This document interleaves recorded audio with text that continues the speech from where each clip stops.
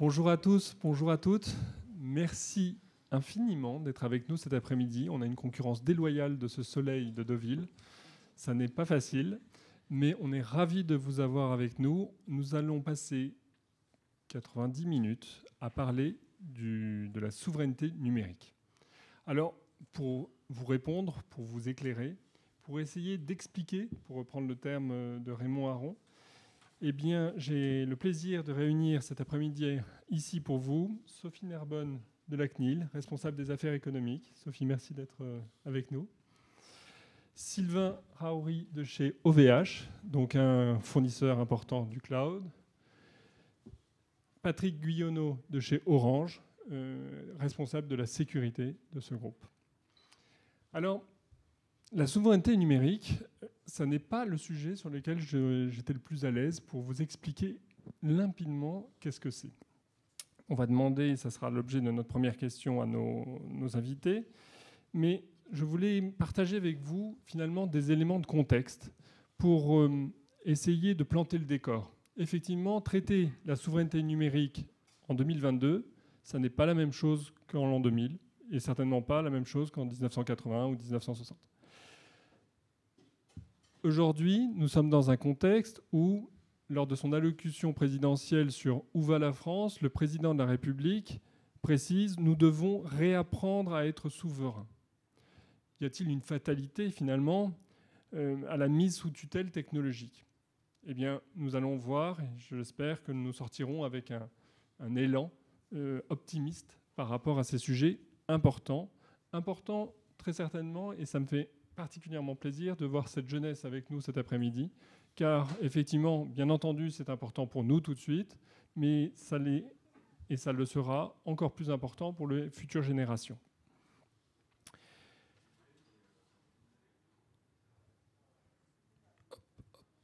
Alors, les faits. Raymond Aron, quand il traite un sujet, il dit qu'il faut d'abord établir les faits. Qu'est-ce qu'on peut se mettre sous la dent par rapport aux faits ? Alors, d'abord, me semblait-il, et ça va peut-être vous sembler un peu étonnant, mais il me semblait intéressant de se dire, eh bien, combien de temps passons-nous devant nos écrans ? Un Français, quelqu'un d'européen, voilà, va passer à peu près en moyenne 7 heures par jour devant son écran. Donc, ce qui est intéressant, c'est de voir que cela représente à la fin de sa vie à peu près 22 années de sa vie en temps plein passé devant son écran. Ça va être à peu près, s'il dort 7 heures par jour, le même temps que son sommeil pendant toute sa vie. Plus intéressant encore, quand on regarde nos voisins en face du UK, eux, il y a une étude qui a été faite sur 2000 adultes. Ils passent en moyenne près de 13 heures par jour. Donc là, ça commence à être assez violent. Et pourquoi on s'intéresse à cela ? Parce que, en vous donnant ces chiffres, eh bien, quelque part, si je maîtrise le contenu que je suis en train de vous projeter, eh bien, vous comprenez que si je vous ai montré 10 fois une publicité, 15 fois un contenu, il est fort probable que vous ayez une forte tentation à acheter ce produit une fois que je vous l'aurai présenté 15 fois. Et puis, une question intéressante. Êtes-vous capable de vivre sans accéder à votre écran ? Et alors là, on a un risque de dépendance très fort qui s'installe, puisque près de 73% des personnes s'en sentent incapables aujourd'hui. Vous imaginez, en 2000, avant 2000, globalement, personne n'avait de smartphone, ou en tout cas c'était rare, et on vivait plutôt souvent sans. Aujourd'hui, ça devient même presque un besoin naturel, et si on n'a pas ça, on pourrait avoir un grave problème de satisfaction dans sa vie. Alors maintenant, ce contenu, comment se fait-il ? Comment s'alimente-t-il ? Et passer du temps devant les écrans, qu'est-ce que ça peut vouloir dire ? Alors, quand on regarde les fournisseurs de cloud qui vont proposer, qui vont permettre finalement de gérer du contenu, il y a plusieurs typologies d'offres. Et je crois que c'est important de prendre quelques instants pour expliquer. Nous allons avoir ce qu'on va qualifier de software as a service. C'est le fameux modèle SaaS qui a été utilisé à plusieurs reprises lors notamment de la masterclass d'hier matin. Finalement, c'est vous utilisez votre Office 365, vous n'avez pas installé sur vos serveurs Office, mais vous utilisez Office. À ce moment-là, vous êtes en train de l'utiliser. Ça va être la même chose si vous utilisez un logiciel pour faire le Customer Relationship Management ou la production de paye, par exemple. Ensuite, on va avoir d'autres solutions qui vont être plus orientées. Finalement, on vous met à disposition de l'infrastructure pour mettre vos serveurs. Et à ce moment-là, c'est une autre typologie de cloud, et c'est plutôt plateforme as a service. Et sans doute que Sylvain, c'est plutôt, c'est souvent sur cette zone-là où vous opérez, ou peut-être je me trompe complètement d'ailleurs. Non, c'est exactement sur cette zone-là qu'on opère. Ouf. C'est le problème du sans-filet. Et puis, dans ce marché du cloud, eh bien, nous avons des acteurs. Sommes-nous dans un marché très dispersé, Alors, oui et non à la fois. C'est sans doute, Sylvain, ça sera intéressant d'avoir ton avis là-dessus, mais on a un acteur principal historique qui est assez dominant, qui détient une part de marché de près de 33%, qui s'appelle AWS. Dans cette catégorie de ces acteurs qu'on appelle hyperscalers, on va avoir Microsoft Azure, on va avoir Google. Et donc, vous voyez que AO3, ils détiennent près de 2 tiers du marché. Donc, c'est un marché qui est très concentré sur le haut.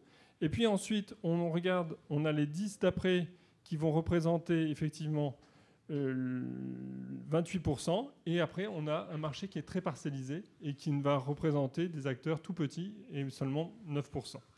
En termes maintenant de montant, eh bien, ce marché aujourd'hui, il est évalué à près de 310 milliards de dollars. Pour le marché français, ce sont à peu près 53 milliards. Et ce qui est intéressant de voir, une très bonne étude préparée par OVH et KPMG relate que le marché du cloud, c'est un marché à croissance de 25% par an et qui va atteindre 250 milliards en 2027. Et en fait, ce qu'il faut savoir, c'est que plus de 250 milliards d'euros en France, c'est l'équivalent des télécoms en France. Et donc là, on voit qu'on est sur un marché qui peut sembler petit aujourd'hui et qui est en devenir. Et surtout, horizon 2030, plus de 560 milliards. Et donc là, vous voyez que c'est vraiment un marché qui est en forte croissance. En parallèle, et là, ce propos, il est tiré de la bouche du leader du AWS, ils se réjouissent, quand ils présentent leur métier et leurs résultats, ils se réjouissent de dire, eh bien, aujourd'hui, le cloud ne représente que 15% des dépenses des directions d'informatique. Et donc, ce qui va être formidable, c'est que l'on va avoir... ils considèrent qu'ils ont un Eldorado devant eux, puisque que 15% des dépenses, ça veut dire qu'en fait, ils peuvent aller en récupérer encore un grand nombre. Donc, un marché qui est déjà réel, qui est en devenir, et, me semble-t-il, cela nous donne un aperçu assez complet de ce marché. Ma première question, et Sophie, je vous remercie de la prendre, qu'est-ce que vous entendez par souveraineté numérique, souveraineté digitale en tant que régulateur ? Alors, c'est vrai que cette notion de souveraineté, on en parle beaucoup, c'est le mot buzz depuis à peu près 2020, mais il faut d'abord savoir que c'est un concept assez polymorphe, parce qu'effectivement, ça n'a pas la même signification selon les personnes à qui vous vous adressez. Et en Europe, en particulier, on parlera plus volontiers d'autonomie stratégique que de souveraineté, parce que vous avez des pays comme les Pays-Bas, l'Allemagne, qui, eux, ne veulent pas en entendre parler.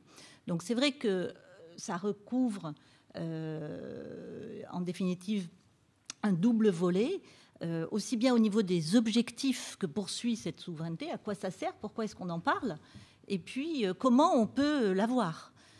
Donc les objectifs, pourquoi parler de souveraineté, c'est un double volet que l'on peut mettre en avant, un volet défensif et un volet offensif. Défensif, il s'agit de protéger ses valeurs. Donc il y a la notion effectivement de pouvoir protéger l'application des règles que l'on a décidées, en élaborer d'autres pour effectivement mieux maîtriser son environnement. Et puis le volet offensif, en termes effectivement d'objectifs, ça va être de pouvoir réduire sa dépendance, augmenter effectivement sa part de marché et son exposition au niveau mondial, Parce qu'effectivement, si on ramène ceci à la souveraineté numérique, parce qu'en fait, on peut parler de souveraineté culturelle dans le domaine de la défense. Donc, si on se concentre sur le numérique, on est un nain numérique au regard, effectivement, des grands GAFAM et BATX qui se profilent. Donc, en termes d'objectifs, choisir ses dépendances, être en capacité, effectivement, d'avoir une expertise suffisante pour analyser justement les risques et les solutions pour choisir ses dépendances, parce qu'on peut bien être réaliste et se dire qu'on ne peut pas être autonome dans un monde qui est complètement connecté et relié. Et choisir, en corollaire, de pouvoir sortir. Donc il y a un principe de réversibilité dont on se rend bien compte qu'en pratique, il n'existe plus. Et que les individus que nous sommes tous, les entreprises européennes, se retrouvent un peu pieds et poings liés parfois, ou par paresse, pour demeurer avec effectivement les mêmes parties prenantes. Donc ce qui est intéressant, c'est de montrer que ce double volet, en termes de moyens, c'est-à-dire comment parvenir à récupérer cette souveraineté, il existe aussi, parce que, comme le disent les Américains, il n'y a pas de silver bullet, c'est-à-dire qu'effectivement, il faut faire feu de tout bois, et en l'espèce, il y aura des moyens sur le plan législatif, et je vais un petit peu parler et exposer en quoi le RGPD redonne de la souveraineté. Donc ça, c'est le volet législatif. Mais bien sûr, il y a un volet technologique avec effectivement des programmes de réindustrialisation, de faire émerger des champions européens. Donc tout ceci permet effectivement de définir la souveraineté à la fois dans ses objectifs et dans les moyens d'y parvenir. Et pour illustrer rapidement par un exemple qui est celui du RGPD, qui est donc une arme juridique dont s'est dotée l'Europe et qui est entrée en application depuis, on va dans la 4e année maintenant, pour reconquérir la maîtrise et le contrôle des données personnelles. Et je dirais que c'est à 3 niveaux que cette reconquête de souveraineté va se faire. C'est au niveau d'abord des individus, des citoyens que nous sommes tous, puisque le RGPD renforce les droits des personnes vis-à-vis de l'usage numérique qui sont effectués avec ces données. Donc là, l'accent est mis sur effectivement le renforcement de ces droits, que ce soit l'accès, le consentement, la possibilité de s'opposer, et des droits nouveaux comme celui de la portabilité, ne pas être otage d'un prestataire, mais pouvoir repartir avec ces données. Tout ceci, effectivement, constitue un premier volet. Les entreprises, d'une certaine façon, sont également bien concernées par cette question de souveraineté, parce que ce qui se passait avant le RGPD, c'est qu'elles nous disaient « nous ne sommes pas des brigands, nous voulons bien faire, nous avons effectivement parfaitement conscience des règles à appliquer, mais encore faut-il que ces règles soient appliquées par tous ». Or, les choses nous ne jouons pas dans la même cour vis-à-vis des entreprises étrangères qui ciblent les ressortissants européens, qui sont établis ou pas en Europe et qui n'en font qu'à leur tête en application du droit californien ou autre. Donc, en cela, le RGPD représente une arme juridique. Ça ne suffit pas en tant que tel, encore faut-il l'utiliser, évidemment. Mais en tout cas, on a l'instrument et le système de gouvernance associé qui doit s'améliorer. Ça, c'est tout à fait exact, que la gouvernance européenne de collaboration entre les autorités de protection des données commence à fonctionner, mais c'est lent. Il y a beaucoup de plaintes qui sont encore en cours d'instruction. Donc ça, effectivement, le commissaire européen à la justice disait qu'il fallait mettre sur une voie rapide le comité européen à la protection des données qui est chargé de veiller à la cohérence de l'application de ce texte. Mais il n'empêche que pour les entreprises européennes, elles se voient appliquer les mêmes règles que les entreprises étrangères. Et donc, à charge pour les autorités, effectivement, de faire respecter cette règle du jeu.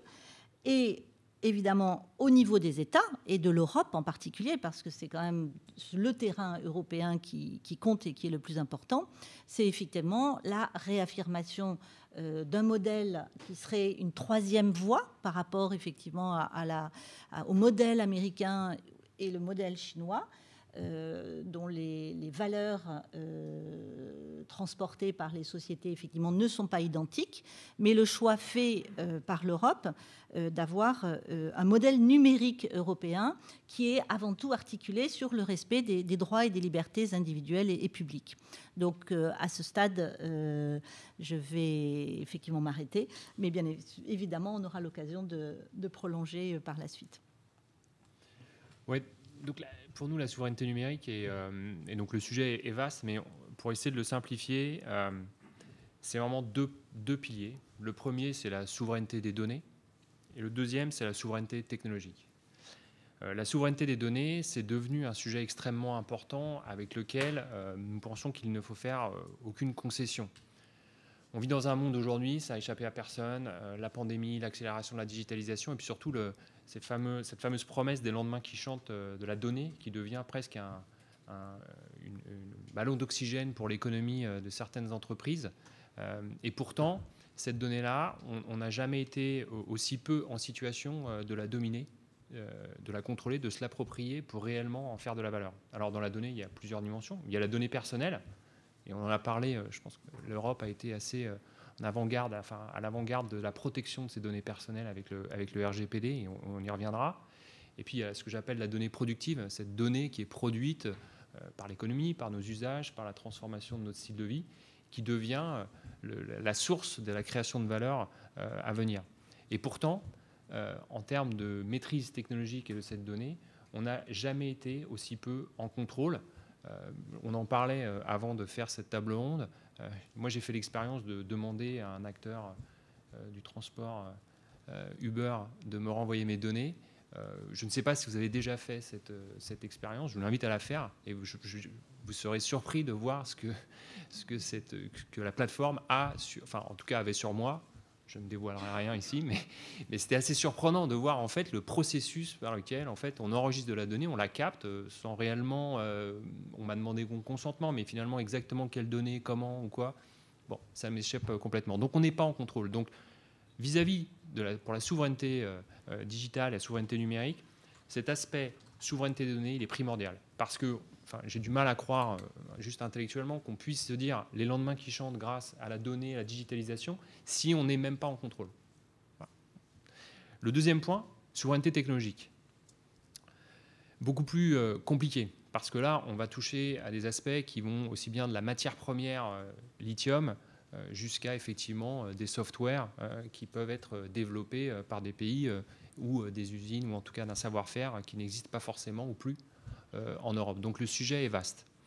Néanmoins, il y a énormément d'initiatives aujourd'hui pour rattraper ce retard et surtout comprendre quelles sont les différentes couches qui composent cette technologie dont on parle. Et nous avons, j'en fais partie aussi, même si aujourd'hui je suis acteur dans une entreprise qui essaye de faire un peu de la différence, mais nous avons tous commencé à consommer la technologie réellement, et je parle de consommation avec un modèle, c'est simple à acheter, facile à utiliser, c'est rapide. C'est très transactionnel. Et aujourd'hui, on peut s'étonner quand un site Internet n'arrive pas à destination, quand une transaction ne se fait pas. Je vous renvoie au petit bug, malheureusement, de la nouvelle application SNCF. Voilà, ce n'est pas tolérable. Et pourtant, il y a des couches technologiques qui ne sont pas maîtrisées. Et aujourd'hui, cette souveraineté technologique, elle peut être atteinte. Pas dans tous les cas, mais en tout cas, elle peut être atteinte avec une première étape qui est accessible à tout le monde. C'est simplement de s'intéresser à comprendre comment c'est fait.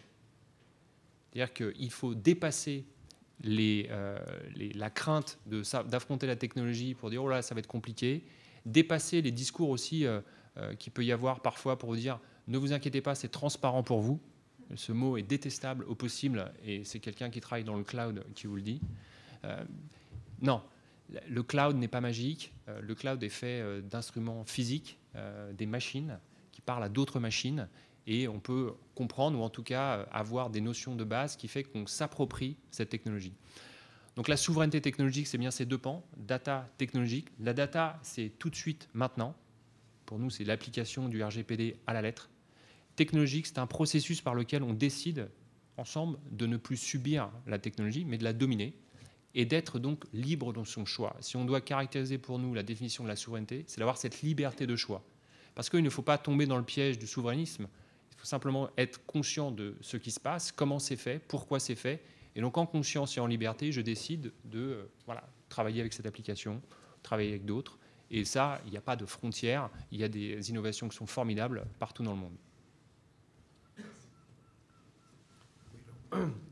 Donc je vais un peu compléter tout en répétant avec d'autres mots et d'autres présentations les mêmes sujets. Vous nous parlez en fait de risque de souveraineté, ou c'est plutôt le risque de perte de souveraineté ou de non-souveraineté dont il faudrait plutôt s'éclairer pour faire les bons choix. Donc pour moi, la souveraineté, effectivement, c'est la maîtrise de nos choix, la maîtrise du destin de ces données. On a dit qu'on est dans un monde numérique, que la data, c'est l'or... C'est l'or noir en fait du troisième millénaire. Donc on comprend toute la valeur. On pourra donner des exemples d'ailleurs à travers vos questions sur la valeur des données. Dans la sphère numérique, donc où la data est vraiment le cœur de l'économie, le cœur de la valeur, il y a des questions qu'il faut se poser. Est-ce que je suis libre de savoir où je stocke mes données ?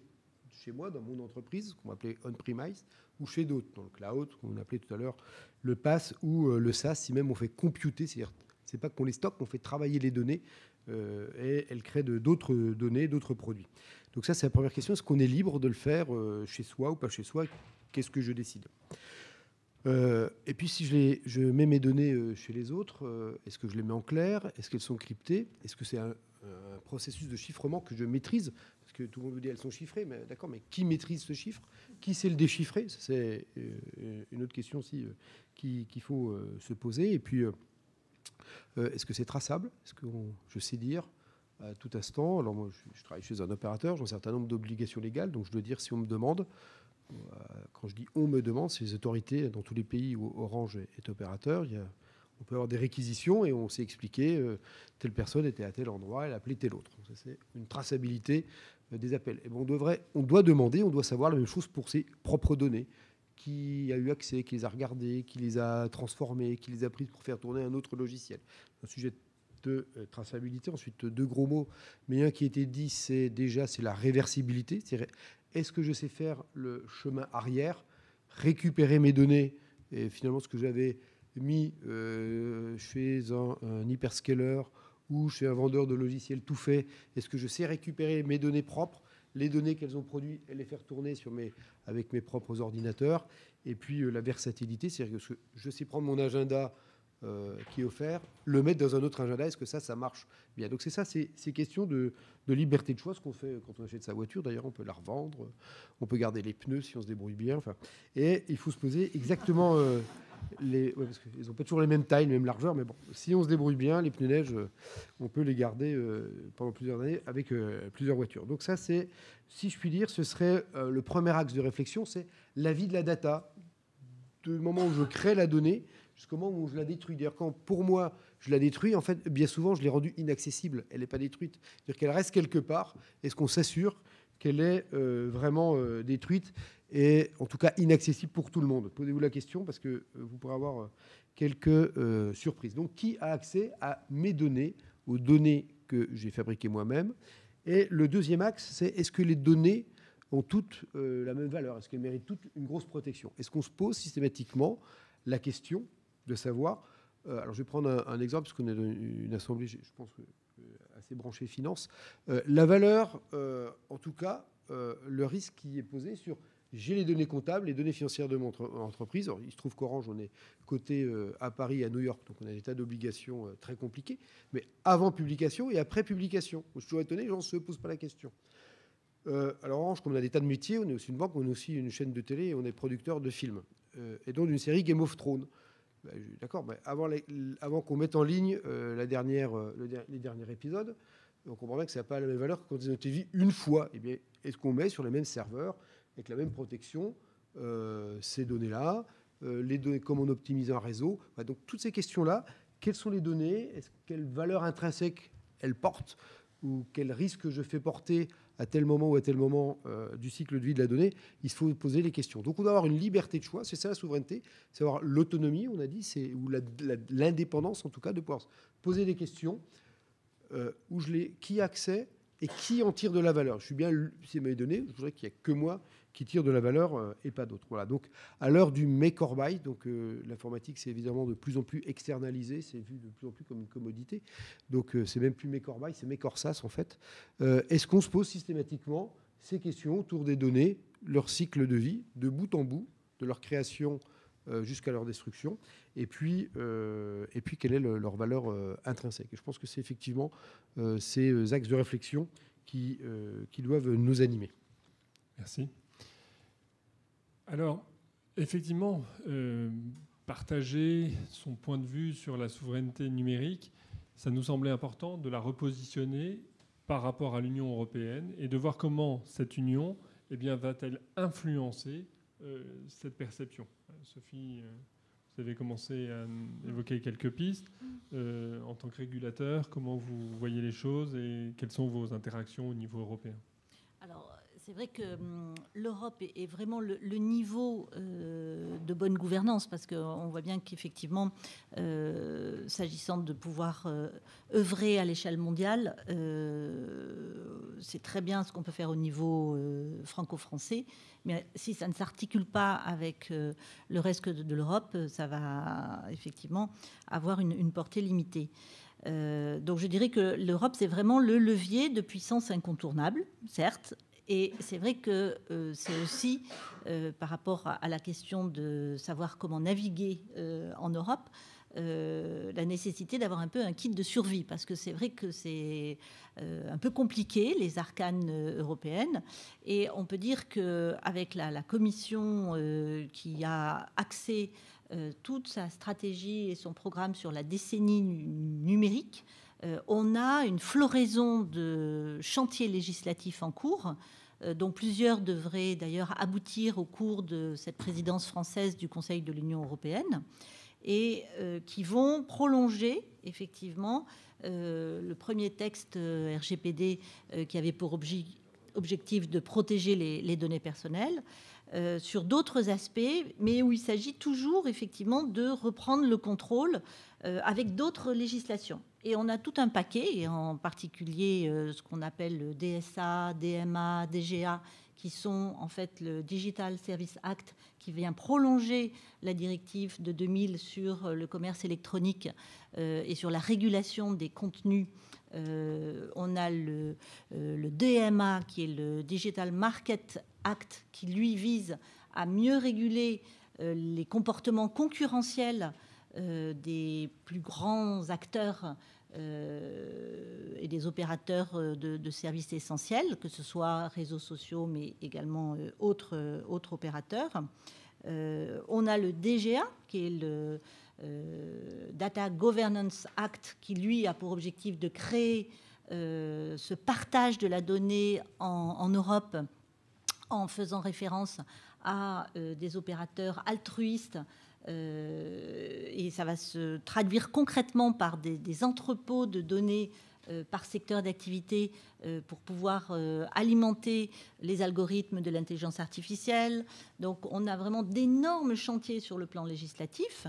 En ce qui concerne cette ouverture de partage de données, on parle très récemment du Data Act, qui est en fait un prolongement législatif de ce Data Governance Act, et qui consisterait à pouvoir, pour la puissance publique, récupérer des données des entreprises dans des cas d'urgence tels que par exemple effectivement la crise Covid, quand il n'y a pas de moyen de faire autre chose.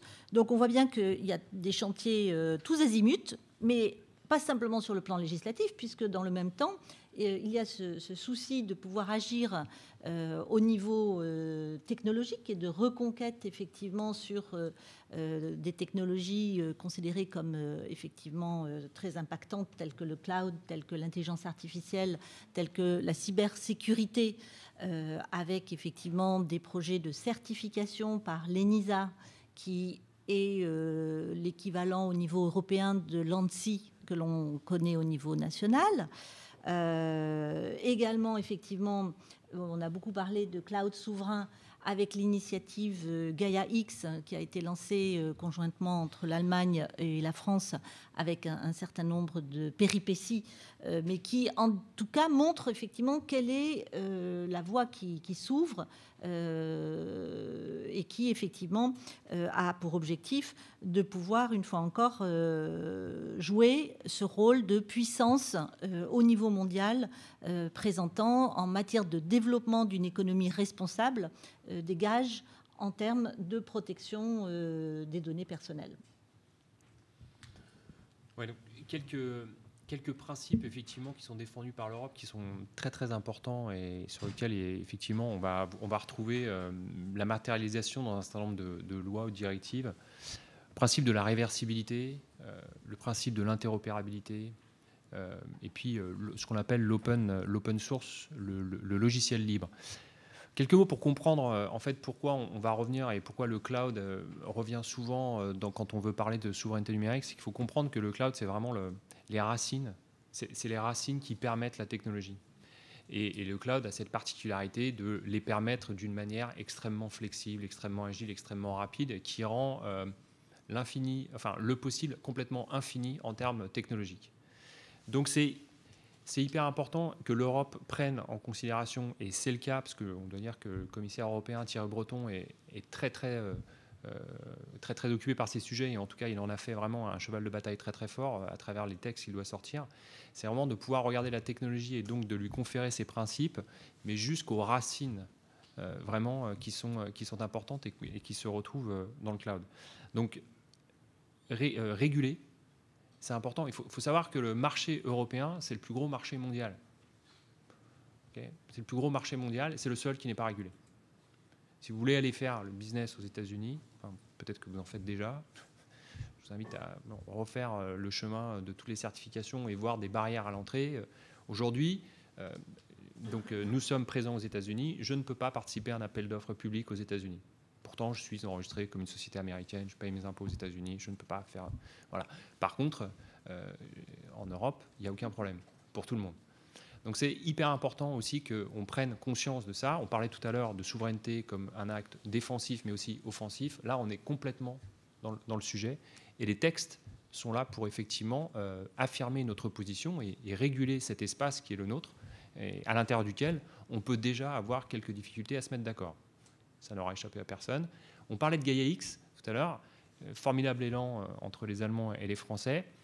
Gaia X, c'est une association qui vise justement à aider les personnes à comprendre comment je peux aller chercher cette souveraineté technologique en mettant en place des labels. C'est-à-dire que ce dont je parlais initialement pour aider les gens à comprendre comment c'est fait, Gaia X se propose de mettre en place des labels pour guider les donneurs d'ordre, les institutions, les grands groupes, dans les choix qu'ils font par rapport à des solutions ou des fournisseurs, et de comprendre et donc être complètement libre de leur choix, mais un choix éclairé.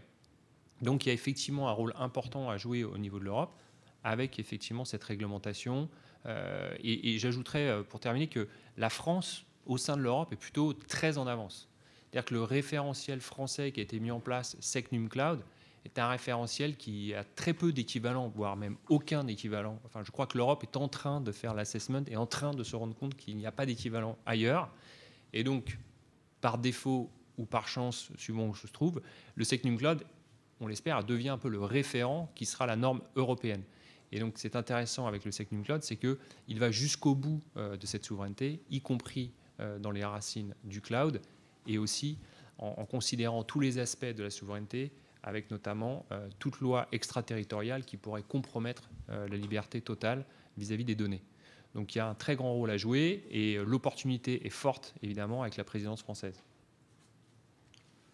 Oui, alors donc effectivement, on est dans un domaine où je veux dire, il y a même une déferlante de règlements. On pourrait parler aussi de l'arrivée de la deuxième version de la directive Nice. Il existait déjà une directive sur la résilience des réseaux, essentiellement à ce jour énergie et financier, qui avait été tendue. Donc DMA, DSA et DGA, on vient d'en parler. Deux autres directives sont en cours, une sur la Cyber Resilience Act. Donc il y a beaucoup, une inflation de textes, qui d'ailleurs parfois se marche dessus, mais bon, ça c'est Après, à nous de les appliquer. Donc, simplement, ils ont 3 vertus. Et puis, en fait, il y a le quatrième point est important. Le premier, c'est effectivement nous sortir des droits exorbitants, en particulier des droits extraterritoriaux, ça a été dit, en particulier du Cloud Act et du FISA. Deuxième sujet, c'est donner, au moins à travers des initiatives comme label, mais aussi des réglementations, donner confiance, donc donner confiance à tout un chacun, en tant que, on va dire, citoyen européen, mais aussi en tant qu'entreprise. J'ai des fournisseurs en face de moi, est-ce qu'ils sont fiables, pas fiables, quel niveau de sécurité, au sens résilience, enfin, en général, dans l'acception la plus large, qui donne. Et le troisième sujet, et c'est pour ça qu'il est important, c'est l'aspect harmonisation. Quand on parle de quelque chose en France, est-ce que c'est la même chose en Pologne, en Roumanie? Moi, je vois au quotidien Orange, on a la chance d'être opérateur dans plusieurs pays. Si je parle de souveraineté au directeur de la sécurité d'Orange Pologne, il va me dire, mais tu me parles c'est un truc de français pour les Français, quoi. Moi, je suis polonais. Ton truc de français, c'est pas pour un polonais. Donc, il faut qu'on trouve d'abord les bons termes, et deux, qu'on ait cette harmonisation, parce que quand bien même le marché européen est le plus grand, le plus important au monde, pour l'instant, il n'est pas unique dans le domaine. Il est quand même très atomisé pays par pays. On a chacun des trucs. Donc, on a besoin d'harmoniser pour avoir pleinement cet effet de levier que le souverain, c'est pas un truc de français, c'est un truc d'européen, d'avoir un vrai levier pour développer pour arriver, du coup, en tout cas, je ne sais pas s'il y a l'autosuffisance ou la suffisance technologique, mais en tout cas, avoir un marché suffisamment grand pour que des technologies européennes émergent. Merci. Alors, je vous invite à regarder ces magnifiques voitures françaises, les Alpines de la gendarmerie. La commande publique. Comment la commande publique peut-elle dynamiser finalement et peut-elle venir alimenter et au moins mettre en valeur, je dirais, finalement, les productions européennes. Il faut dépasser absolument nos frontières et je suis désolé, il y a le drapeau de l'Europe derrière, donc ça me... Peut-être. Alors, c'est vrai que sur ce sujet de la souveraineté numérique française et européenne, il y a déjà eu de nombreux travaux qui ont été menés. Je pense en particulier à une mission d'information de la conférence des présidents de l'Assemblée nationale l'année dernière, avec plus de 83 auditions, aussi bien du secteur public, secteur privé. Et en fait, la synthèse de toutes ces auditions a quand même débouché sur un sentiment très partagé de l'ensemble des parties prenantes sur le fait qu'au moins une part de la commande publique devrait être utilisée comme levier de développement de cet nouvel écosystème technologique français et européen. Et effectivement, ça a été mentionné, en Europe, on n'a pas de législation comme aux États-Unis, ce qu'on appelle le Small Business Act, qui permet de réserver une partie des marchés à des entreprises américaines. Et on se dit, on est bien bête de ne pas faire la même chose. Et là, il y a une sortie de naïveté de l'Union européenne qui a été clairement entendue. Donc je crois que là, effectivement, ça va bouger. Pour ce que la CNIL fait à l'heure actuelle, elle avait été consultée avant l'arrêt Schrems II, qui a donc invalidé l'accord transatlantique sur les garanties accompagnant les transferts de données entre l'Union européenne, les pays de l'Union européenne et les États-Unis. Avant même l'intervention de cet arrêt à l'été 2020, on était en contact avec l'UGAP pour que, suite à l'application du RGPD en 2018, il y ait un questionnaire RGPD adressé aux fournisseurs de cloud, puisqu'il y a un marché de l'UGAP concernant les services cloud destinés à tous les établissements publics, collectivités locales et l'État, bien sûr. Et c'est vrai qu'on avait déjà inscrit un certain nombre de critères. Évidemment, depuis l'intervention de cet arrêt sur le fait que tout ce qui est application de lois extraterritoriales tombe dans le champ de l'illégalité. Il y a un travail d'ajustement à faire, tout en étant conscient, effectivement, de la nécessité de ne pas se couper purement et simplement des outils étrangers qui, à l'heure actuelle, sont d'une part extrêmement omniprésents, vu les chiffres que citait Léopold tout à l'heure, et sur la montée en puissance en France et en Europe d'opérateurs pouvant présenter des services et des outils qui ne soient pas considérablement plus élevés en termes de coûts. On a le souvenir de l'opération Black Forest, qui consistait effectivement à complètement bunkeriser sur le sol germanique les serveurs, les données, mais qui s'avérait non seulement 35% plus cher et moins efficace. Donc il y a un principe de réalisme économique qui s'applique également. Mais ce qui est très intéressant de constater, et on le constate au travers des auditions de l'ensemble des clouders que l'on a rencontrés à la CNIL, c'est le développement de partenariats dont il a été fait état publiquement, que ce soit effectivement, et là Sylvain en parlera mieux que moi, la technologie Antos qui permet effectivement de faire tourner sur des infrastructures européennes des logiciels américains.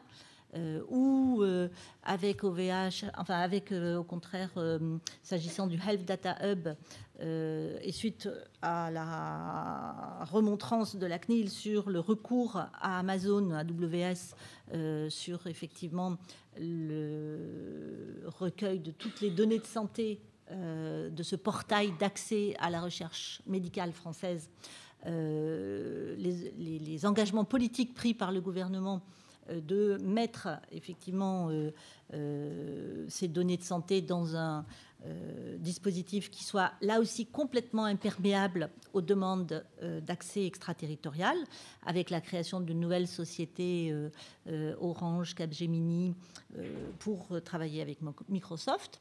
D'autres partenariats sont en cours pour effectivement recadrer les fonctionnements actuels. Et je crois qu'effectivement, ça la montre qu'il y a des réactions, qu'il y a effectivement une avancée permettant, et la commande publique a parfaitement une légitimité à cet égard-là, à jouer son rôle également. Alors, je vais être assez direct et transparent. La commande publique est largement insuffisante partout en Europe et on est doublement naïf puisque, comment dire, il n'y a pas de loi pour le faire, mais on s'est fait une loi pour ne pas le faire. Voilà, donc c'est-à-dire qu'au moins on est cohérent, on va jusqu'au bout. Donc bon, mais ceci étant dit, il y a effectivement une prise de conscience et vous vous doutez bien que tous les acteurs américains, chinois se réfugient derrière cette loi que nous avons mis en place, qui fait qu'on ne peut pas exclure une société de faire du commerce en Europe. Donc il y a ce sujet-là. Je reviens sur Black Forest. Pour vous expliquer, parce que c'est très intéressant, qu'on revient sur le sujet de la souveraineté. Black Forest, c'est ni plus ni moins que le gouvernement allemand qui avait décidé de rendre les outils Microsoft, notamment la messagerie, complètement souveraines. C'est-à-dire que de prendre la technologie Microsoft, et donc comme vous l'avez dit, la bunkeriser en Allemagne, et les mails restent en Allemagne, il n'y a pas de traitement en dehors, et c'est opéré par des Allemands. Les mises à jour ne dépendent pas de Seattle, tout est fait en Allemagne. C'est-à-dire que je m'approprie la technologie, donc on est un peu dans ce qu'on discutait au départ, je décide de ça. Donc ça a été fait il y a 4-5 ans, enfin même un peu plus. Donc c'était déjà aussi très précurseur, et les Allemands sont très friands de cette liberté, de cette indépendance. Et ça a été un échec cuisant, pour plusieurs raisons. La première raison, c'est que, et c'est là où c'est important de comprendre pourquoi il faut reprendre le contrôle de la technologie. Les mises à jour, est-ce que vous avez une idée du nombre de mises à jour quotidiennes qui tombent sur ce genre d'application? Bon, on ne va pas faire un loto. On est dans les plusieurs dizaines de milliers. Okay, donc, dans ces mises à jour quotidiennes qui tombent, vous avez donc des personnes qui se sont appropriées la technologie et qui font ces mises à jour. Mais si vous ratez une mise à jour, bon, il y a quand même un groupe de mises à jour qui, elles, ne peuvent plus se faire, qui sont donc vous cumulez un retard. Et donc, ce qui s'est passé, c'est que, évidemment, la technologie étant beaucoup moins simple et beaucoup moins transparente qu'il n'y paraît, les mises à jour prenant beaucoup de retard, on a créé un écart entre l'outil qu'on connaît et l'outil qu'on mettait à disposition. Et qui plus est, Microsoft qui a dit « Ok, vous les bunkerisez, il n'y a pas de problème. Par contre, vous allez payer la licence 30% plus cher. » Donc, on s'est retrouvé dans une situation, je reprends le schéma de la naïveté, comme vous pouvez le comprendre, dans une situation où on avait donc un produit moins 10 ans, qui avec le temps devenait de plus en plus moins 10 ans, et qui était plus cher. Effectivement, ça n'a pas marché. Donc, je pense qu'il y a énormément de naïveté, je pense que le mot est juste. Je pense que la volonté publique de faire est affichée. Alors en plus, on est en campagne électorale dans de nombreux pays en Europe, ça ne vous aura pas échappé. Et donc le sujet numérique et d'accompagner les entreprises françaises est très très à la mode. Mais dans les faits, très peu. Très très peu. Mais il y a une formidable volonté de le faire.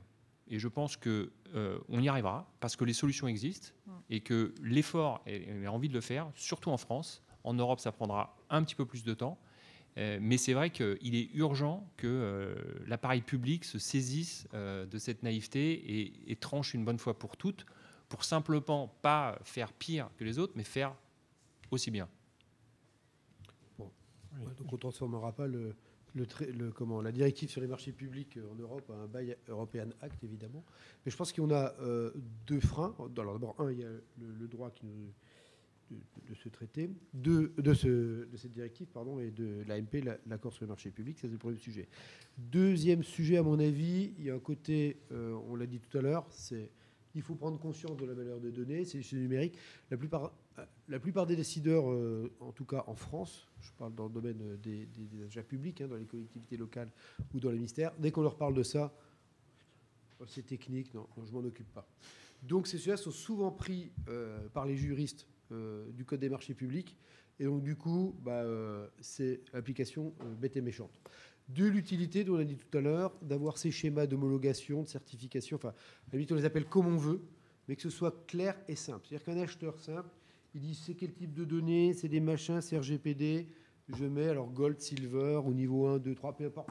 Mais il faut que ce soit simple. Aujourd'hui, aussi la multiplication des labels, des initiatives des uns et des autres peut nuire même à cette démarche parce que ça devient du coup, moi, je prends quoi ? Je prends le truc du Secnum Cloud, je prends le truc de l'European Cloud Scheme, qu'est-ce que je prends ? Voilà. Donc ça, il y a un sujet, il faut qu'on se simplifie et qu'on fasse les choses les plus simples. Troisième sujet, alors à mon avis c'est très propre à la France et aux collectivités locales et aux ministères, on a toujours envie de faire soi-même. Dans les ministères, j'ai quitté l'administration il y a un an, donc j'ai le droit d'avoir un regard assez direct sur ce que j'ai toujours sur ce qu'on fait, mais en général, on aime bien faire soi-même. On déteste déléguer, on déteste sous-traiter.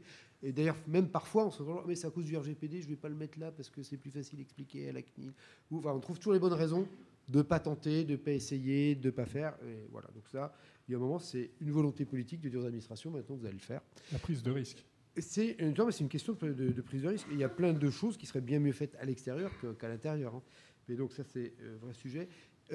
Quatrième sujet, on applique bêtement et méchamment le code des marchés publics, alors qu'il y a des tas de choses vachement intéressantes dedans, dont des clauses sociales.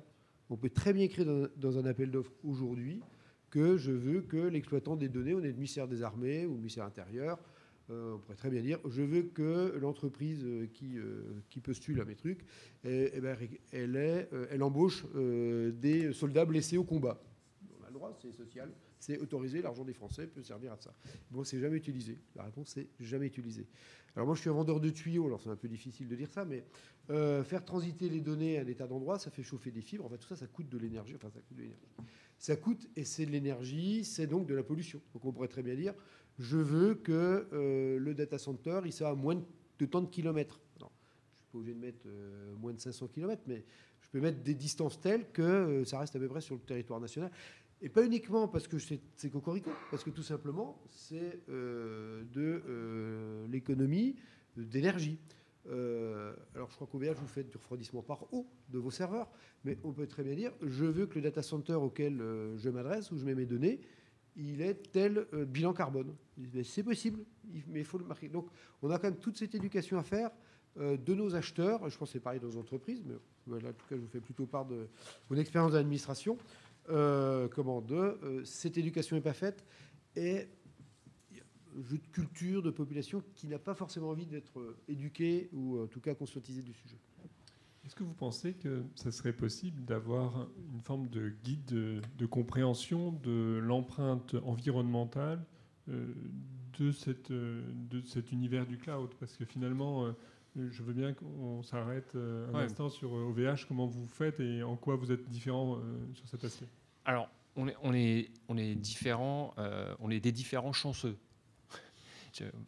C'est qu'au départ, la famille Klaba, en créant ces data centers, par souci d'économie tout simplement, a décidé d'assembler soi-même les serveurs, donc de ne pas les acheter. Et en les assemblant soi-même, déjà, ils se sont rendus compte que pour faire marcher un serveur, il y a un tiers de composants dont on n'a absolument pas besoin. Bon, ça a deux avantages. Le premier, ça coûte moins cher. Le deuxième, c'est que ça prend moins d'espace. Donc, on a une concentration plus forte des serveurs. Et puis, après est venu le problème de ça crée de la chaleur, donc il faut refroidir. Et donc, mettre de la climatisation, ça coûte très, très cher.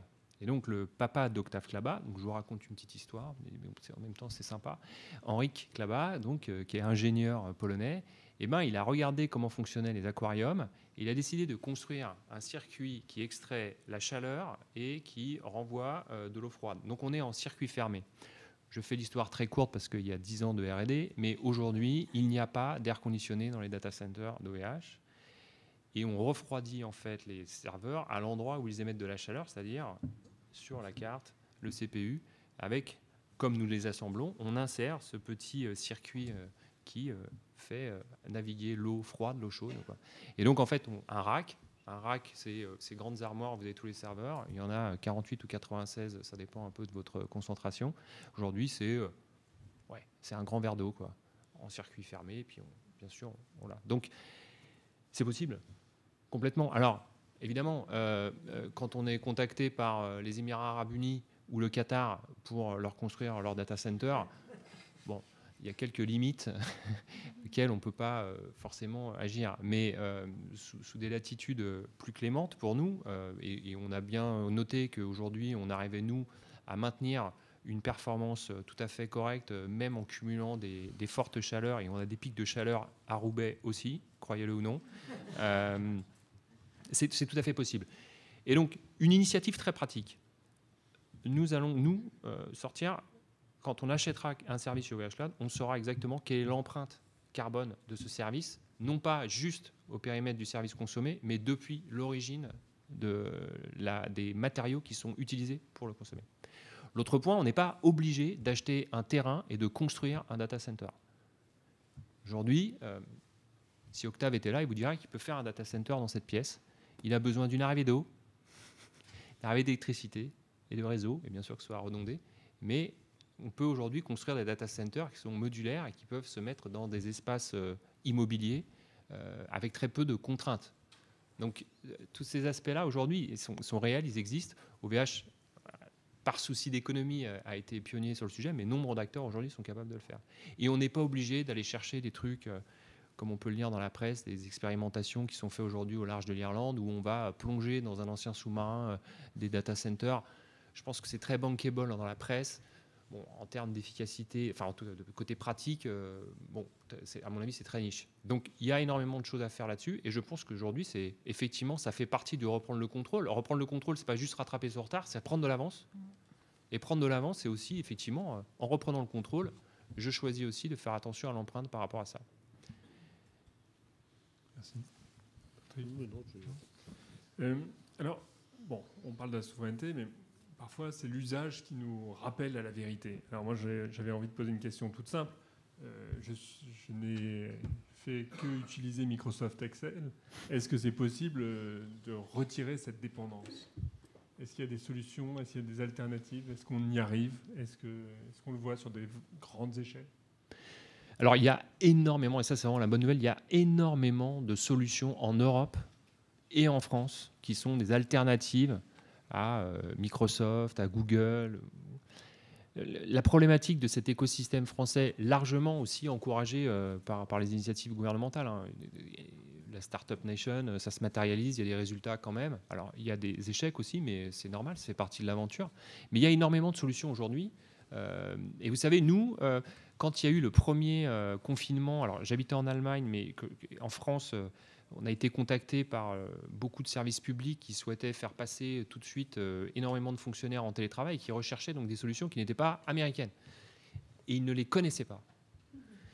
Ils ne les connaissaient pas, et je peux vous dire qu'il y en a des centaines. Il y en a des centaines. Des sociétés qui ne sont pas américaines, qui ne sont pas chinoises. Il y a une vie après Excel.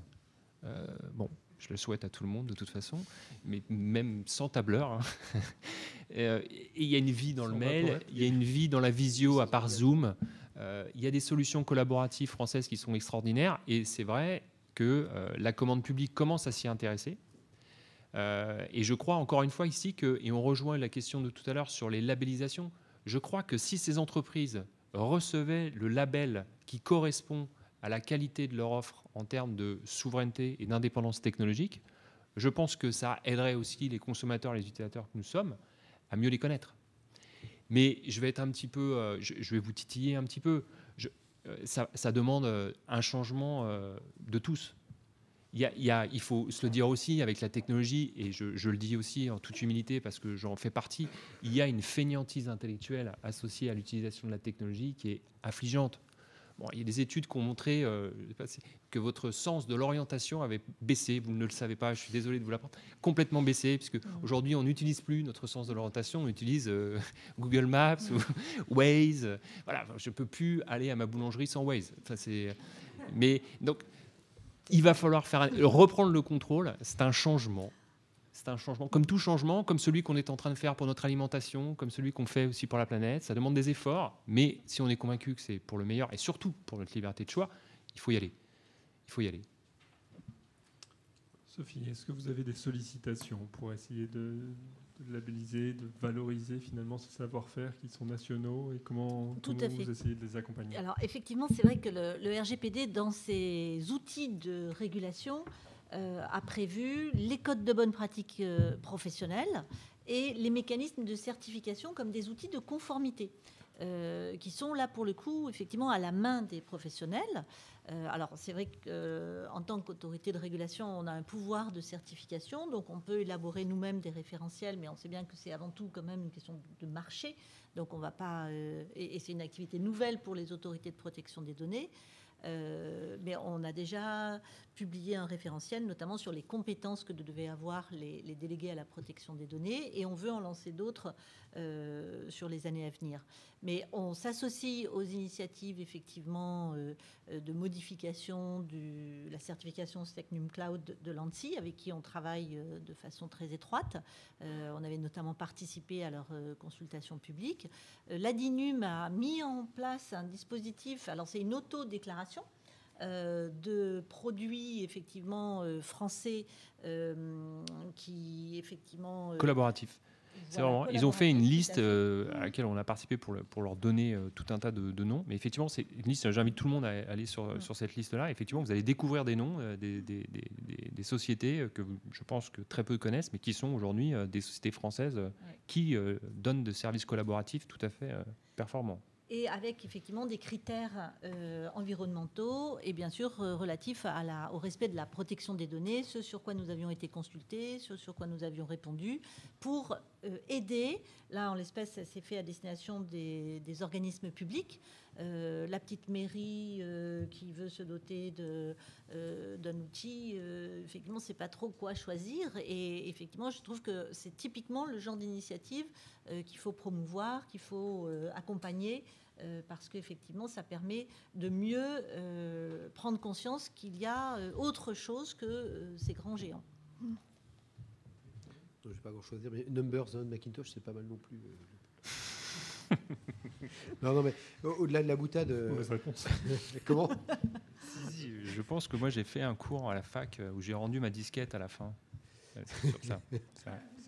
Non, mais la force d'Excel, c'est de... Comment ? C'est parce que c'est Microsoft a fourni à toutes les universités, les facultés, les grandes écoles des packs Office gratuits. Et le jour où on dira qu'il faut rendre les devoirs sur autre chose, je pense que déjà on ira moins forcément sur Excel. Quand j'étais DSI de la gendarmerie, on est passé sur du LibreOffice. À dire vrai, 95% avec calque, c'est-à-dire le truc basique du LibreOffice, ça suffisait à 95% des gendarmes. C'est sûr, la fonction contrôle de gestion, c'est un petit peu plus compliqué, mais voilà, il fallait faire l'analyse du besoin. Et en fait, dans la plupart des Excel, des tableurs, c'était plus ou moins. Je ne sais même pas s'ils étaient beaucoup le divisé, et un camembert, et avec ça, ils étaient contents. Donc voilà. Donc, calque allait très bien, on a fait des économies. Et quelque part, on est en train de basculer dans cette problématique de comment éveiller la conscience des digital natives. Donc là, j'ai deux champions que j'accompagne depuis quelques années. Mais vous avez vu qu'il y en a un qui peut virer corsaire, donc il faut toujours faire attention.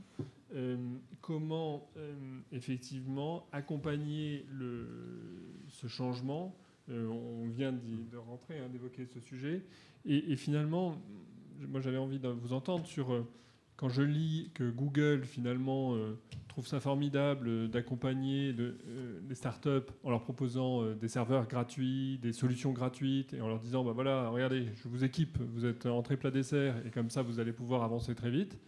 Et effectivement, on ne peut pas s'étonner ensuite que ces startups, si elles fonctionnent, eh bien 5 ans plus tard, elles sont belles et elles sont grandes, et étonnamment, elles fonctionnent avec ces opérateurs-là. Donc du coup, vous comprenez comment on peut peut-être rééquilibrer un peu le jeu, et effectivement avec cet aspect finalement, quand c'est gratuit, bon, où est le loup et à quel moment on va payer l'addition.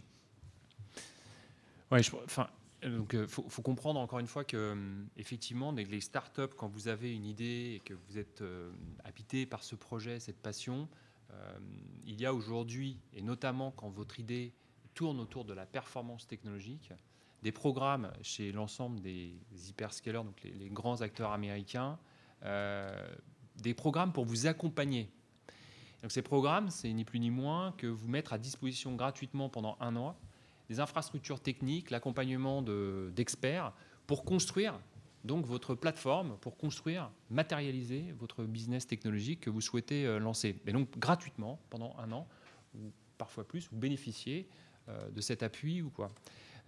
Et puis, bien sûr, ces startups, il y a des succès, il y a des échecs. Et effectivement, quand vous êtes un succès, vous tournez après vers les marchés financiers pour faire des levées de fonds. Et dans ces levées de fonds, vous dites votre technologie, elle est basée sur AWS, elle est basée sur Google. Donc, c'est un gage de sérieux et de solidité. Et puis, vous avez un plan de développement. Et si vous êtes extrêmement talentueux et avez du succès, vous pouvez lever de l'argent et continuer à vous développer. Et puis arrive Schrems 2 qui dit tiens, finalement, RGPD et CloudAxe, ce n'est pas compatible. Et donc là, en fait, si vous avez construit un business dont les racines sont dans le cloud et que vous avez eu gratuitement, eh bien vous avez un problème qu'il va falloir résoudre, c'est de dire finalement comment aujourd'hui je peux changer. Et c'est là où on parle de réversibilité. Et vous vous rendez compte que vous ne pouvez pas. Vous ne pouvez pas parce que vous avez construit quelque chose qui s'articulent autour de caractéristiques techniques qui sont propriétés des acteurs qui vous ont soutenu dès le premier jour. Acteurs qui, au fil des années, vous avez commencé à payer. Donc ça, c'est extrêmement important de le comprendre, ce mécanisme, parce qu'il n'est absolument pas vertueux pour notre industrie à long terme. Absolument pas vertueux. Vous avez ce sujet en France de Doctolib, passé dans la presse, les gens sont émus de voir que Doctolib était sur AWS. Alors oui, on peut s'émouvoir, Doctolib est sur AWS, mais le vrai sujet, c'est pas que Doctolib est aujourd'hui sur AWS, parce que plutôt merci à AWS d'avoir fait émerger Doctolib. C'est comment Doctolib aujourd'hui peut reprendre une forme de contrôle par rapport à ça pour se remettre un peu en conformité avec quelques principes. C'est pas possible. Il faut reconstruire un deuxième Doctolib. Donc ça, c'est pas imaginable juste financièrement, ce genre de choses. Donc quelques pistes quand même pour se donner des horizons positifs. Le logiciel libre, ce qu'on appelle l'open source, c'est-à-dire des outils technologiques qui vous permettent de fabriquer des applications et des plateformes, mais qui sont publics, c'est-à-dire qui sont partagés, c'est-à-dire qu'à chaque fois qu'il y a quelqu'un qui l'utilise, l'améliore, tout de suite, le code, la solution est partagée avec l'ensemble de la communauté. Donc, en utilisant une des premières étapes pour vous, en utilisant des solutions qui viennent du monde du logiciel libre, vous êtes d'ores et déjà dans le chemin de cette souveraineté. Ça, c'est hyper important de l'avoir en tête. Sylvain, mais qu'est-ce qui vous empêche, un acteur comme vous, de fournir l'équivalent de cet accompagnement à des startups? Est-ce que ce modèle, il est insupportable? Alors, je rappelle que les résultats de Google qui ont été publiés sont équivalents au PIB du Portugal. Donc, ça ne nous aura pas échappé. OVH est rentré en bourse, ça va, merci. Mais on est très très loin de tout ça. Non, financièrement, c'est évidemment très très très très lourd. Et puis, bon, on est peut-être aussi naïf. Alors, on le fait à notre échelle, mais si vous voulez, là où Google, je crois, recrute 500 startups par semaine, bon, OVH va travailler avec 500 startups par an. Voilà. Et puis, donc effectivement, il faut remettre les choses à l'échelle. Et je pense qu'effectivement, encore une fois, éveiller les consciences. Je pense que ces start-upers, ces entrepreneurs aujourd'hui, quand nous on les rencontre, et parce qu'ils souhaitent travailler par exemple avec un Voice Cloud et dire, ah bah, j'étais parti avec là, mais en fait, je pense que c'est mieux de travailler avec vous parce que mes clients me demandent d'être souverains. Et en fait, ils se rendent compte a posteriori qu'en fait, ils ne peuvent pas en sortir. Vous savez, c'est comme si voilà, enfin, on avait fait pousser quelque chose et en fait, on prend conscience que le label du fruit, en fait, n'est pas un problème du fruit, mais de la racine. Et c'est un peu le sujet, là. Patrick? Alors, je pense qu'il y a un sujet qui va s'amplifier. Je pense quand même que les générations plus jeunes qui vont arriver aux manettes, elles seront un petit peu plus conscientisées, en tout cas, sur les sujets numériques par rapport à... non, bon bah non. Donc voilà, donc non, enfin bon, ça me paraissait quand même être comment une voie, c'est de se dire quand même que les gens plus jeunes, même s'ils utilisent beaucoup TikTok avec les Chinois, comme je rappelle, seront peut-être un peu plus intéressés à ces sujets de où vont mes données et ce qu'elles deviennent et qui en tirent profit. Et puis je sais pas, puis après effectivement on a un problème global, c'était dit à l'instant, on n'est pas une économie, on est une économie très libérale et peu monétariste, donc on manque de capitaux pour faire grossir les sociétés. Donc les idées, on les a, les ingénieurs, on les a, mais on n'a pas les capitaux pour faire grandir les sociétés et avoir le droit à l'erreur. Donc je pense que on parle risque, mais le sujet, il est là. Il faut qu'on ait suffisamment de capitaux pour financer suffisamment de jeunes pousses. Il y en a plein qui mourront, mais c'est la vie. Mais il faut avoir ce droit à l'erreur, quoi. Et quand on a été dirigeant d'une start-up et qu'on a dû déposer le bilan, il faut qu'on ait le droit de continuer à entreprendre, ce qui n'est pas forcément le cas toujours. J'ai le sentiment qu'il y a 10 ans, c'était particulièrement vrai. Aujourd'hui, il y a quand même un regard un peu différent. Il y a sans doute une ouverture. Non, je suis d'accord. Ça va dans le bon sens. Non, mais les grands succès aujourd'hui sont faits de personnes qui ont, à un moment donné, se sont plantées, quoi. Donc, mais là... ouais, c'est vrai. Donc, mais je pense qu'il faut créer les conditions pour que ton optimisme sur la jeunesse qui va être différente ou quoi, même nous, il faut créer ces conditions-là. Ça va demander des efforts, et je le dis, alors, je suis désolé, je demande des efforts en bord de mer à Deauville, je suis désolé. Mais ça demande des efforts, mais en même temps, il faut qu'on crée les conditions pour ça, pour se l'approprier et ne plus le subir. On l'a fait dans plein de domaines. Je citais l'alimentation tout à l'heure. On est en train de le faire sur l'énergie. Bon, il faut s'y pencher, il faut comprendre. Regardez la pandémie, on est tous devenus des experts médicaux à un moment donné. Donc je me dis qu'on peut à un moment donné devenir aussi des experts de la tech pour se l'approprier dans ses couches, pour comprendre les bases. Et moi, voilà, mes enfants, je pense que c'est pareil pour tout le monde. Le temps d'écran, c'est une tannée.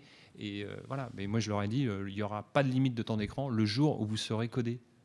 Voilà, voilà, c'est dur, hein, mais voilà, mais il y a un chemin. Il y a un chemin, c'est celui-là, c'est celui de ne pas subir et de comprendre ce qui se passe. Et je pense que c'est possible et vous seriez étonnés de ce que les enfants sont capables de faire pour avoir plus de temps d'écran. Mais c'est vrai qu'il y a un élément dont on est absolument convaincu, c'est le rôle de l'éducation. On est dans une révolution. Enfin, je veux dire, il y a 10 000 ans, c'était l'agriculture. 5 000 ans, c'était l'écriture, la première forme de dématérialisation. On a eu la révolution industrielle au 19e siècle. Et là, on est vraiment dans un changement de société, d'ère. Enfin, le numérique, c'est une véritable révolution qui impacte tous nos comportements. Et c'est vrai qu'on ne maîtrise pas cet univers. Donc on tâtonne, et il faut absolument, effectivement, avoir une éducation au numérique qui est beaucoup plus importante que ce qu'elle est à l'heure actuelle. On a un partenariat avec le ministère de l'Éducation nationale. On a créé à la CNIL un collectif qui rassemble beaucoup d'associations un petit peu de tous horizons. Et il y a des fondations, notamment AXA, la Maïf, puisque je fais référence aux assureurs qui sont présents dans cette enceinte, mais il y en a beaucoup d'autres, environ 70 collectifs, pour irriguer, former, faire prendre conscience effectivement que rien n'est gratuit dans ce bas monde, que si on vous dit que c'est gratuit, c'est vos données qui sont effectivement servies en pâture. Et c'est vrai pour les informations qu'on donne sur Internet et les réseaux sociaux. C'est vrai pour les startups dont vous parliez qui bénéficient de la puissance de frappe financière de Google ou d'Amazon ou Microsoft et qui le payent à un moment donné. Parce qu'effectivement, on voit bien que les licornes françaises, elles ne sont pas bien capitalisées du tout en bourse. Enfin, il y a vraiment un décalage important. Et c'est vrai que je pense que cette éducation, ça va prendre du temps, ça va demander effectivement des années, mais je crois que la naïveté dont on parlait tout à l'heure et dont l'Europe s'est départie, au plan individuel, ça va également arriver. Merci. Avant de conclure, je vous propose, s'il y a des questions dans la salle, si vous avez des... Alors, vous allez avoir le micro, un instant. On vous écoute. Vous avez parlé tout à l'heure de comprendre la donnée d'un bout à l'autre. J'aimerais bien comprendre comment fonctionne le commerce des données, le big data, etc. Qui le fait, sur quel marché, s'il vous plaît. Alors, c'est souvent quelque chose que vous ne voyez absolument pas, puisque vous achetez ce qu'on appelle un service de stockage. Voilà, donc, Pardon, c'est pas ça dont je parle. Non. Les données qui sont récupérées, oui. personnelles ou pas, Oui.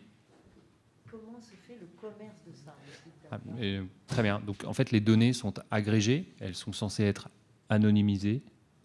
Bon, ça, c'est déjà un petit sujet. Ou pas. Et donc, elles sont agrégées, anonymisées. Et elles sont le premier destinataire de ces données-là. Et on parle de données personnelles, c'est le marché de la pub, le marché de l'e-commerce. Le nombre de transactions se font aujourd'hui de manière électronique. Et donc, le système par lequel on va faire de la publicité ciblée, où on va réactiver, parce que la compilation des données pour en faire des segments et des profils d'utilisateurs travaille sur des algorithmes. Et ces algorithmes sont à chaque fois mis à l'épreuve instantanément sur le marché pour voir si ça convertit, si ça clique ou quoi. Enfin, globalement, c'est ça. Mais qui sont les acteurs? Qui est-ce qui fait ça? Google, beaucoup. Et vous avez après une myriade de sociétés que vous allez trouver qui sont un petit peu moins connues, qui sont dans ce segment qu'on appelle l'ad tech, Advertisement Technology. Et vous avez là des acteurs qui, en fait, ce qu'on appelle crawl le web, c'est-à-dire qu'ils sont en permanence avec des énormes machines à screener le web, à capter toute donnée laissée sur les web, cookies. Ils vont vous convaincre parce que vous avez votre site internet, prenez mes cookies, prenez ma technologie, moi je la capitalise, je la segmente et mon segment derrière vous permet à vous de bien revendre votre exposition publicitaire, avoir une meilleure score. Donc il y a énormément de sociétés qui sont dans cette technologie et qui font concurrence à l'ancienne école qui était un Publicis, par exemple, voilà, ce genre de société qui était plus dans le print, voilà. Donc c'est vraiment ces sociétés-là, et donc je pourrais en citer. Et on a des sociétés françaises qui sont très très fortes dans le sujet, hein, les MediaRhythmix, Synthesio, des sociétés comme ça. Toujours le consommateur, hein, finalement, qu'on Ouais. va chercher à influencer. On va prendre une deuxième question à notre gauche, et puis on va... allez-y, si vous êtes prêts. Oui, bonsoir. Merci pour vos interventions. Moi, j'ai une question concernant notre volonté, en fait, de considérer la souveraineté. Est-ce qu'on considère qu'on est dans une souveraineté nationale en France, ou est-ce qu'on est dans une souveraineté européenne? Et est-ce qu'on a fait ce choix-là ou pas? Parce que dans la conférence, on a parlé à un moment donné de souveraineté européenne, en parlant de l'initiative Gaia X, Bleu, etc. Puis aussi, on a aussi parlé de la souveraineté française avec la CNIL, l'ANSSI, qui restent quand même des organismes nationaux. Donc, est-ce qu'à un moment donné, on ne va pas devoir choisir entre la souveraineté française ou la souveraineté européenne? Patrick, tu veux...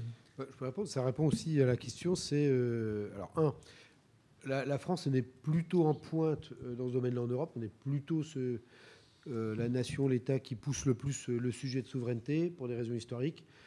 On a un pied dans l'OTAN puis un pied hors de l'OTAN. Enfin bon, c'est un peu une partie de notre histoire issue entre autres de nos aventures nucléaires militaires. Mais en fait, la question, c'est qu'il faut répondre à un besoin. Donc, moi, je n'oppose pas l'un à l'autre. C'est-à-dire que je dis, il faut avoir une souveraineté européenne parce qu'on a décidé qu'il y avait un marché européen, des citoyens européens avec la même vision de l'économie sociale de la marché, la même vision de démocratie libérale que n'ont pas le reste du monde. Et à l'intérieur, il peut y avoir une souveraineté polonaise, une souveraineté allemande ou une souveraineté française, toujours du mec, parce qu'il y a des sujets plus sensibles. Donc, la difficulté, effectivement, c'est si on fait trop grandir l'autre, on abaisse, en faisant grandir l'un, on fait baisser l'autre et vice-versa, et on tue le marché, en fait. Donc, c'est ça la difficulté, à mon avis, elle est là. C'est bien de laisser la souveraineté nationale numérique pour quelques types de données, de santé, sans doute celles qui sont liées à des questions de sécurité nationale, d'un autre type de souveraineté plus européenne. Voilà. Donc, il ne faut pas opposer l'une à l'autre. Mais c'est vrai que Français, on est un peu précurseur, on tire un peu le train, ce qui fait que parfois, aux yeux des autres partenaires européens, on a l'impression que c'est côté village gaulois, quoi. Voilà, donc il faut leur expliquer, non, mais tout le monde peut être gaulois en Gaule, mais il faut qu'on ait aussi une vision européenne du sujet. Sophie ? Peut-être effectivement aller à l'appui de cette vision de on s'entraîne mutuellement. C'est la construction européenne. Hein. Donc vous avez eu d'abord, quand on parle des autorités de protection des données personnelles, ça a été des initiatives spécifiques, la première en Allemagne d'ailleurs, ensuite la CNIL en 1978. C'est seulement après que c'est construit au niveau européen, d'abord en 95 et puis par une directive et puis ensuite un règlement donc en 2016, l'idée que tous les pays européens seraient dotés de CNIL européenne donc partout, avec les mêmes pouvoirs, ce qui n'était pas le cas avant puisque parfois il y avait des pouvoirs de sanction, parfois il n'y en avait pas. Donc vous voyez, il peut y avoir des bonnes initiatives nationales qui sont reprises au niveau européen et qui donnent un élan beaucoup plus démultiplié. Et puis c'est vrai que je crois qu'effectivement il y a plusieurs types de souveraineté en fonction de ce dont on parle. La souveraineté numérique n'exclut pas une souveraineté spécifique sur le plan culturel ou sur le plan effectivement de ce qui est le plus intrinsèque au régalien, à savoir la défense, où effectivement il y aura des particularités propres à certains États. Mais sur les grands chantiers numériques, on voit bien qu'il faut quand même qu'il y ait un attelage qui aille dans le même sens et qui, de ce fait, soit bien calibré par rapport aux objectifs à atteindre. Oui, pas d'exclusivité, mais vraiment une complémentarité. Et on va choisir finalement nos sujets sur lesquels on veut et on considère que la data est ultra sensible et qu'il n'est absolument impossible de se dessaisir finalement d'un savoir ou d'un savoir-faire. Et cette approche, elle doit être aussi dupliquée dans l'entreprise, qui se pose la même question. Bon, moi, je suis plus tranché. Je pense qu'on ne s'en sortira pas si ce n'est pas au niveau européen. Il faut comprendre que la technologie n'a pas de frontières. C'est un peu le problème. Internet, quand c'est sorti, je ne sais pas vous, mais globalement, moi j'ai cru que la Terre était plate. Enfin, il n'y a plus de frontières. Il y a plus, donc, il faut que... Donc, non seulement parce que la technologie, évidemment, a mis à mal un certain nombre de frontières, et deuxièmement, parce qu'on l'a bien vu, la donnée aujourd'hui est tellement dynamique qu'elle s'affranchit elle-même de nos frontières. Et puis l'autre élément qu'il faut avoir en tête, assez factuel, en Europe, il n'y a pas d'opérateur cloud, sauf en France. Eh oui, oui, félicitations. Il n'y a pas. En France, on en a 3 qui produisent du cloud complètement indépendant ou quoi, vraiment. Il n'y en a pas en Allemagne. Il n'y en a pas en Italie, il n'y en a pas au UK, il n'y en a pas. Donc, et quel est le panorama du coup ? C'est assez problématique et c'est aussi un des problèmes pour tomber d'accord sur la définition de la souveraineté en Europe. C'est que du coup, si nous on reste la France, la souveraineté à nos frontières, elle sera complètement différente et on va en fait s'isoler. Alors qu'on voit bien, et les tailles de marché que tu as citées en amont et les résultats d'un Google, plus 45% quand même sur un an, félicitations, voit bien que ça ne peut pas être à l'échelle d'un simplement un pays. Voilà. En conclusion, Raymond Aron toujours. Alors, c'était un... Pardon, il y avait une troisième... Pardon. Oui, Apollinaire, je suis étudiant à Cage. J'avais un constat, dans un premier temps, un peu une question. Dans vos développements, vous avez, les uns et les autres, beaucoup parlé de l'aspect technologique, mais surtout sur les softwares, en fait, les logiciels, etc., sans évoquer du coup le matériel, donc le hardware. Et du coup, moi, du coup, de ce constat, j'aurais une question pour vous. Est-ce que vous pensez qu'on puisse du coup parler de manière globale de souveraineté en réalisant uniquement un focus sur le software sans évoquer du coup le côté matériel, parce que je pense qu'aujourd'hui on a tous des iPhones, des Macs, des iPads, etc. Est-ce qu'on peut réellement parler de souveraineté uniquement du point de vue logiciel sans aller jusqu'au bout de la démarche et parler de la conception même du matériel dans le dur? Non, enfin, ouais, vous avez raison. Et c'est pour ça qu'en fait, dans la définition, on disait souveraineté des données, souveraineté technologique, donc souveraineté des données. Là, on est vraiment dans comment je m'approprie les logiciels pour traiter ma donnée. Et là, je pense qu'il y a quelque chose à faire. On peut agir tout de suite. Et effectivement, souveraineté technologique, ça va être un processus qui va être long parce que je parlais tout à l'heure d'aller même jusqu'aux matières premières, la maîtrise de la matière première, le lithium notamment, voire des composants, les chipsets qui sont uniquement à Taïwan ou j'allais dire en Chine, quoi, ou peut-être un peu la Corée du Sud. Donc ça, c'est hyper important. Il faut savoir que l'Europe met énormément d'investissements pour reconstruire cette filière en Europe. Il y a un projet en Europe très très fort pour réindustrialiser l'Europe sur son autonomie vis-à-vis des composants et notamment des cartes mères, notamment des chipsets. Donc ça, c'est vraiment très très fort.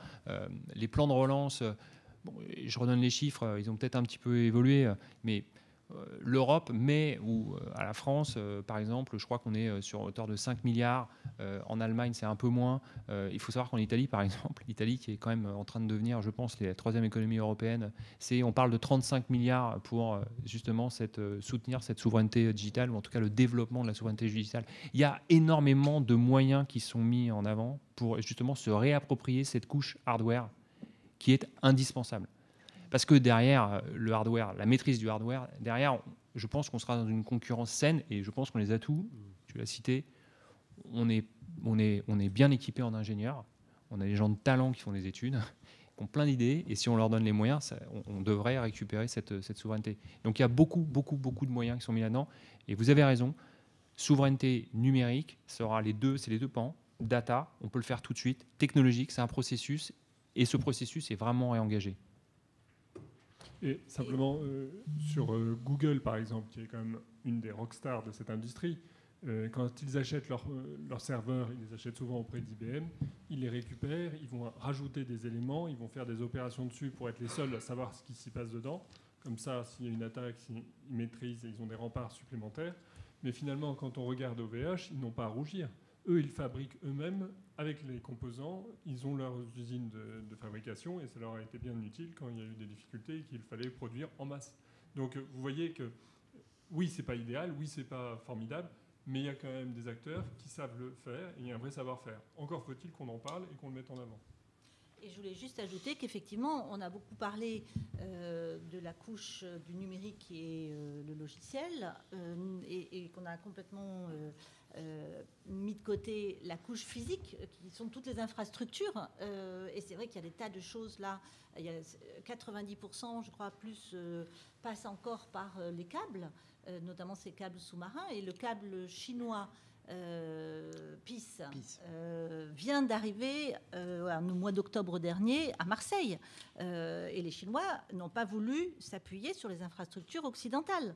Et ils ont construit leur propre câble. C'est les routes de la soie numérique et empruntant effectivement ce câble sous-marin qui est passé donc par le Pakistan, et qui arrive donc sur le continent européen.